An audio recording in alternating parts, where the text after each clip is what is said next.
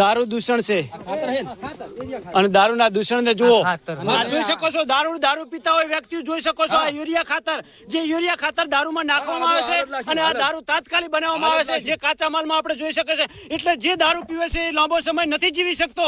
તો જે દારૂ પીતા હોય એ લોકોએ સમગ્ર વિચારવા કરવા જેવી બાબત છે. આ કાચા માલમાં તમે જોઈ શકો છો, આ દારૂનું બનાવવાની પ્રક્રિયા છે અને આ કાચો માલ હાલ જ નાશ પામે છે અને આ કાચા માલનો નાશ કરવામાં આવે છે, જેમાં યુરિયા ખાતરનો ઉપયોગ કરવામાં આવે છે. જરા જુઓ તમારી હોજરી, દારૂ પીવા વાળાની હોજરી કેવી રહેતી છે. એટલે જ કહેવત છે કે થોડો સમય દારૂ પીવા વાળો જીવે છે અને ટૂંક સમયમાં મૃત્યુ પામે છે. એક મિનિટ જોઈ શકો છો, આપણે અત્યારે હાલ જોઈ શક્યું છે. આ જોઈ શકો છો, શેરપુરા ગામના અગ્રણી છે, દાદર ગામના અગ્રણી છે, ખાખલ ગામના અગ્રણી છે અને રૂગનાથપુરા ગામના પણ અગ્રણીઓ છે. ધધાણા ગામના આગેવાનો અમારા બાબુજી ઠાકોરને પણ જોઈ શકો છો, સાથે પ્રતાપજી ઠાકોર છે, જયસિંહજી ઠાકોર. આ કાચા માલનો નાશ થઈ રહ્યો છે અને ખરેખર આ દારૂ જોયા પછી એવું લાગે છે કે ખરેખર એકદમ આજે જેની અંદર યુરિયા જેવા ઘાતક દ્રવ્યો નાખવામાં આવે છે, ખરેખર માણસો મરી રહ્યા છે.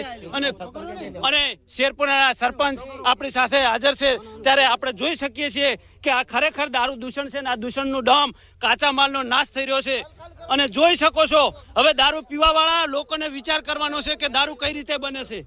આવો દારૂ આ રીતે બનતો હોય કેમિકલથી, તો એ દારૂ પીવાવાળાનું આયુષ્ય કેટલું રહેવાનું. જ્યાં પોલીસ કામ નથી કરી શકી ત્યાં જનતા રેડ કરી છે. આ સૌ અગ્રણીઓ સાથે છે, તમે જોઈ શકો છો. આ અગ્રણીઓ દ્વારા જ આ કામ શક્ય થયું છે. અને દારૂ બનાવનાર વ્યક્તિએ પણ સાથે કબૂલ કર્યું છે, સમાજની સાથે રહેવું છે, સમાજ જોડે રહેવું છે. એટલા માટે તેણે પોતાની જાતે ભઠ્ઠી પોતાની વિનાશ કરી છે અને આ ભઠ્ઠીને કાયમને માટે નાબૂદ કરે છે. અલ્પેશ એન ઠાકોરનો રિપોર્ટ. જય સદારામ બાપા. ઠાકોર સમાજને સુધરવાની તક છે તો સુધરો અને સુધરવું જરૂરી છે. દારૂ જેવા દૂષણથી દૂર રહો, સમાજની આગળ પ્રગતિ થાય.